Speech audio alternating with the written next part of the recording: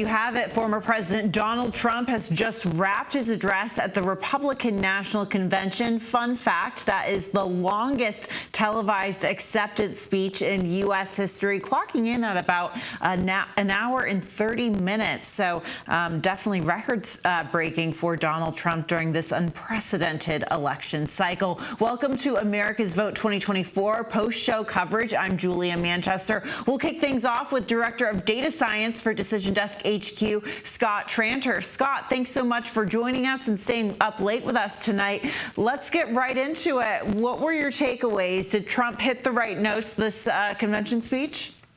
Yeah, well, it was fact it was the longest. We'll have to get some polling whether it was fun. 30 minutes. Look, empathy. That's the only word I can describe. Believable empathy from former President Trump. That is a different look from him, and it's going to resonate with voters. Obviously, you saw it in the crowd. The last half hour, 45 minutes of it was the normal red meat, which is what has made him famous and what is going to resonate with some of these red meat voters that he needs to turn on these swing states. But by and large, look, this was a well-run convention, and this was a speech that was a little bit different for Donald Trump, and people are going to take notice. Scott, one thing that was interesting to me is that this night had, a number of divisive figures, in the lineup, very, some bombastic figures. I mean, you had Hulk Hogan at one point, and then he was followed by Franklin Graham. And then, of course, you had, Mike Pompeo, Tucker Carlson, an interesting cast of characters. But we know that going into tonight, the theme was supposed to be unity, and how Trump was, touched on unifying America. In fact, he said, "I'll be president for all Americans." Scott, do you think you can see him continue to lean into this messaging going forward, or is this something he's just doing for the time being? Look, we've seen this in speeches before from him. Remember back in his first term, it's like, is this the night Donald Trump became president, or is this the night he became presidential? If he's able to keep this tone, this is the unifying tone he's looking for. This will be a different look for him. This is what has traditionally won, presidents like Bill Clinton, king of empathy, George W. Bush, compassionate conservatism. Whether he'll be able to keep with it, I'm not sure. He says he will. Look, we are less than a week away from his assassination attempt. That certainly can change anyone and possibly him. But, unity is what it was, and that's what that building felt like, and that's what this broadcast felt like. The juxtaposition and the comparison between tonight's Republican convention, or I should say this week's Republican National Convention, with Democrats could not be any more stark. You have this very, arguably a well-run Republican convention. You have a very unified Republican front in Milwaukee. Former President Trump's primary rivals coming out to endorse him and give their full-throated support. But then from Democrats, you're continuing to see this drip, maybe, a potential dam breaking of major, Democratic figureheads like Adam Schiff, for example, congressman from California, potentially Nancy Pelosi, Barack Obama, voicing these concerns about Joe Biden. Schiff, of course, calling on Joe Biden to step down from the ticket. In terms of this comparison, do you think we're going to see a reaction from voters in the polls? Yeah, look, I mean, this might be one of the few times we can accurately say Democrats in disarray, as you pointed out. The drip of, people calling for Joe Biden to step aside, both on the record and off the record. Look, voters are looking for someone they can get excited for. That's what all the polling shows. Democrat, Republican, Independent. They're not super happy with who the Democrats have put up and who the Republicans have put up. But Donald Trump is putting forth a message that they can wrap around, voters can wrap their heads around. The Democrats are still trying to figure out what their message is. And the juxtaposition couldn't be any worse. You have Joe Biden coming off the campaign trail, sick with COVID, closing the lid earlier in the week. It's one of those things where, look, they couldn't have planned it any better. And I don't think, the Democrats are going to wake up tomorrow with an answer. They've still got a little bit more organizing, a little more things to figure out before their convention. You brought up the assassination attempt against former President Trump. That was obviously a big part of Yeah, less than a week ago, and he's, now just wrapped on that stage accepting the Republican nomination for president. We've seen some polling come out post-shooting. I'm not sure when that polling was necessarily conducted. I don't have it in front of me, but do you think the assassination will, or assassination attempt, will ultimately have an impact on, how he is viewed from voters? I talked to one strategist today who said this could just essentially be a temporary thing. It won't be long-standing. Well, a little math late at night. Look, state level polls this far out from the election generally aren't predictive. But if the election were held today, I would say, look, this is a unifying moment for Republicans. And that was the question throughout the primary for Donald Trump, as he was, still giving up 10 to 15% of the Republican vote, even when he had no serious opposition. I don't know that he has to worry about that 10 to 15% of Republican vote that was a little bit wary of him, which allows him to focus on those independent swing voters and maybe taking a few of the Democrat working class voters with him. So Ohio Senator J.D. Vance officially introduced himself to a national audience last night. Us in the political world knew him, prior to him running for Senate, and then, of course, after him running for Senate. Do we have any polling on how voters are perceiving the vice presidential nominee on the GOP side?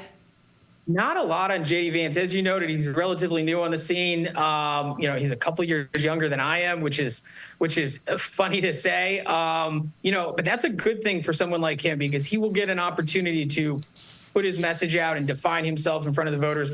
Now, the Democrats are certainly going to spend a lot of money trying to define some of his positions, but he has marked a clearly populist viewpoint, everything from labor to taxes to immigration to foreign policy. And populism is just another word for he's trying to get the popular opinion out there, and that's what he's trying to represent, and that should be helpful. We'll see how it plays out, but the best stat for him is he doesn't have a lot of stats, so he gets to make his own way in the polling going forward. Well, it's interesting because we're already seeing Democrats trying to define him. Sorry, it's a little late at night here, but Kamala Harris on Thursday was in North Carolina, already trying to take some jabs at J.D. Vance. Democrats tying him to Project 2025, that governing agenda that was released by the Heritage Foundation. They're calling him the poster child of that. Of course, the Trump campaign trying to distance themselves from that agenda. But interesting to see how quickly the other side is trying to define him. So looking at the Biden campaign, we are seeing, so much reporting, or just a plethora of reporting saying there could be announcement in the coming days regarding the president's political future. The campaign, the White House, very much saying that, we shouldn't expect that. What do you expect will happen here, Scott? Yeah, look, I'm just about as inside the beltway as you are. And when you see this many off-the-record leaks, on-the-record leaks, back and forward on what he's going to do, all you can conclude is this isn't a good thing for Joe Biden, whether or not he steps aside or he's the nominee in a few months. You couldn't plan this better. We just came off spending 5 minutes talking about unifying convention, powerful Donald Trump speech, and yet we're still questioning whether Joe Biden's going to accept the nomination here in a month.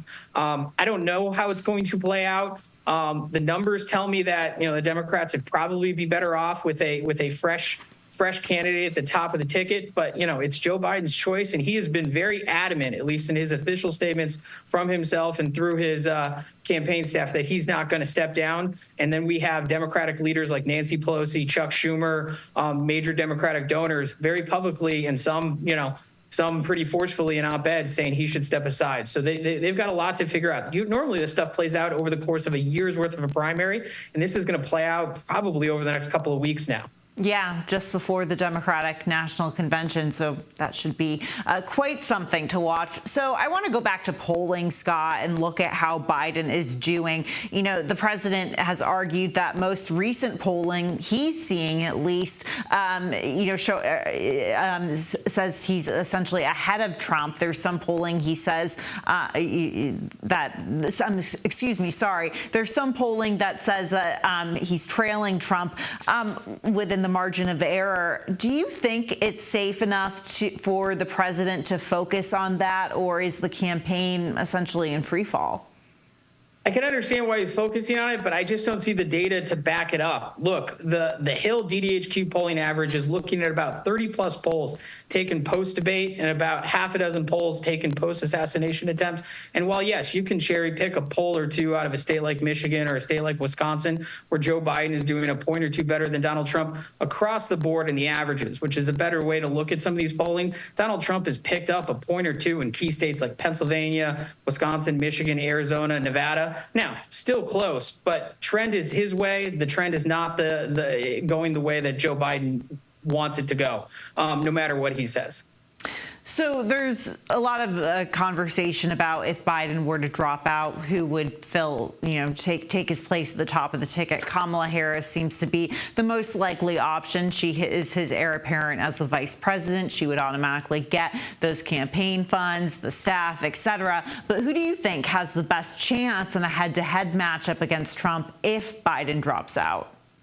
Look, if we were just to do this by the numbers, do this by the spreadsheets, if whoever wins Pennsylvania has about an 85% chance of winning the presidency. Whoever wins Pennsylvania and Michigan has about a 92% chance of winning the presidency.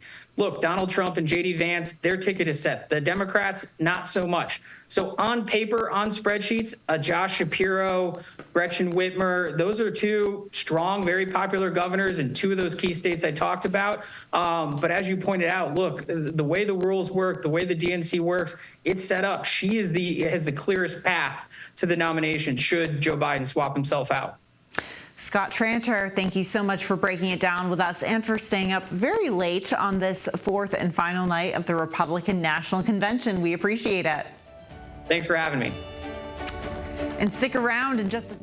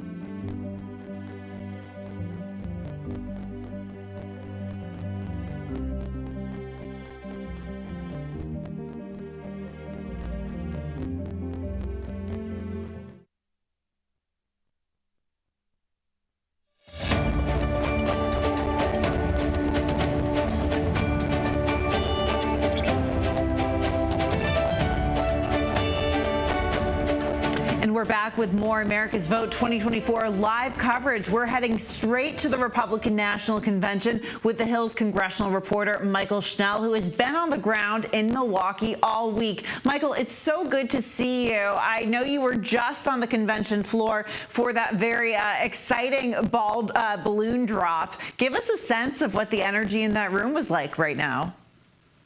Julia, it's jubilant. And the floor is right behind me. As soon as you can see, right behind me is the arena. We're in Fifth Serve Forum right now. Right behind me is the main stage. You're looking at it right there on your screen. That is where former President Trump tonight officially accepted the Republican nomination for president and delivered an hour-and-a-half speech. Now, this speech covered a lot of ground. The beginning really focused on Saturday's shooting at his rally. Former President Trump saying that he would tell the story about what happened on Saturday, but knowing that he would only do it once because it was so painful to talk about. He went through in harrowing detail the moment when he realized that a bullet had whizzed through his ear, had pierced his ear, and being covered by Secret Service agents. He showed that these photos, they are showing right now on the screen, those were shown on the big screen in the arena. After the conversation about Saturday's shooting, we then started to get into some of former President Trump's greatest hits, so to say. He spoke about former Speaker Nancy.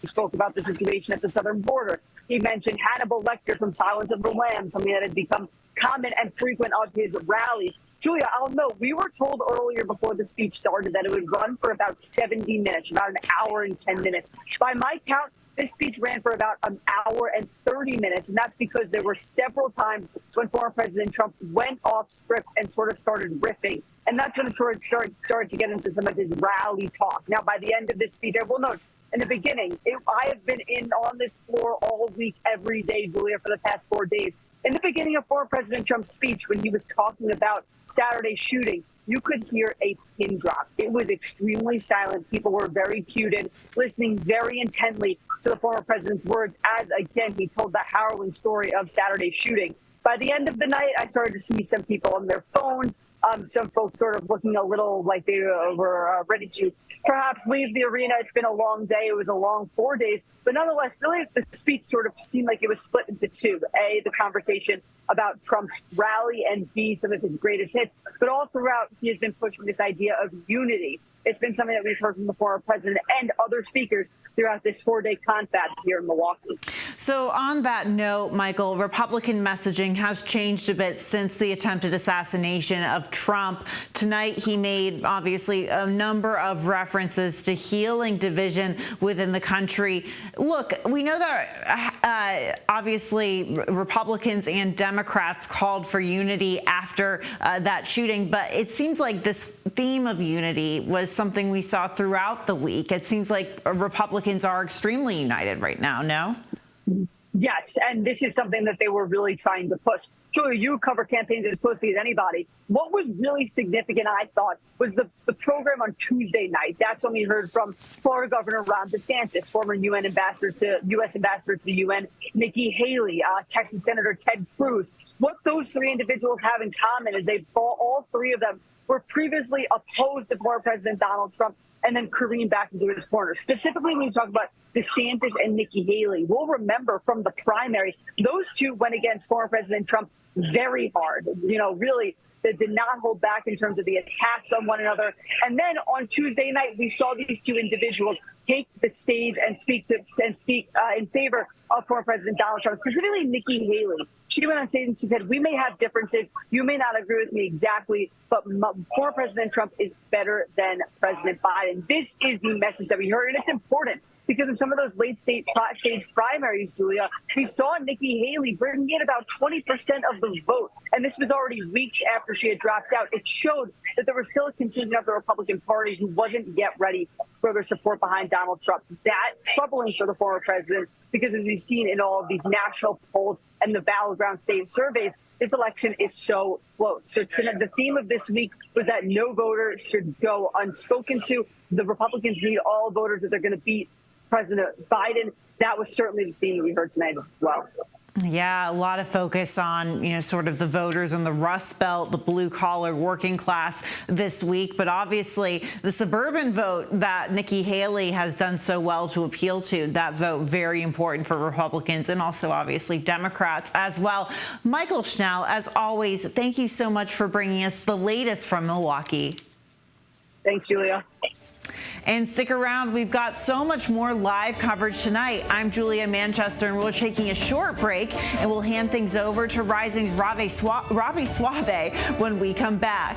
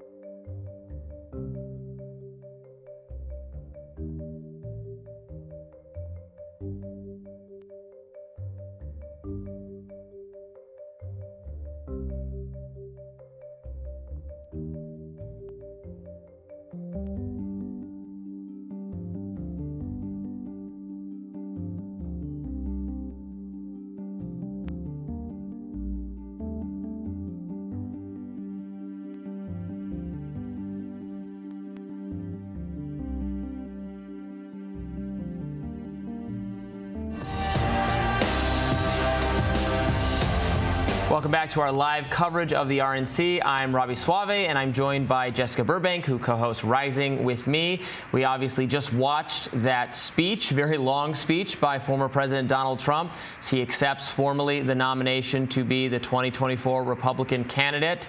My take was that it was a very effective speech early on, as he detailed what it was like to go through that assassination attempt, the bullet going right past his head. I'm nicking his ear and feeling the blood and that moment of concern. And he had a lot of very kind words about the crowd and about the victims. And this was the first time we got to hear from him on this front. And I think everyone was glued to their TV screens, or if you were down there at the convention, everyone was paying attention to what he had to say. He said that this was the only time he's ever going to talk about it because it was actually very horrifying and very painful.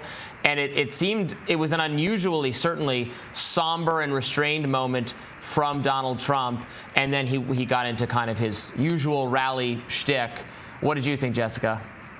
Well, we've never seen anything like it. Many people are saying no one's ever seen anything like it. Nothing's ever been this special, Robby. We had the usual Trumpisms all the way throughout. I think a lot of people wondered if, the assassination attempts would be a spiritual moment and he would be some kind of changed man. This speech confirmed that he is not. He did not find God. After all of the calls for unity, Robby, I'm surprised that what we're getting from Trump are statements like, we've seen the murder rate drop in Caracas, Venezuela. Used to be a very dangerous place. We've seen it drop 70%. The figure changed a few times. I'm not sure what it really is. But he said that if the other guy wins, that the RNC is going to have to be in Caracas the next time. That's not exactly a unity type statement. That doesn't make me feel like we're all on the same team here. He spoke about people leaving Wisconsin to go to the nation's capital, which he called a killing field. And he said that you can come from Wisconsin and visit the National Monument, and people are getting shot and stabbed.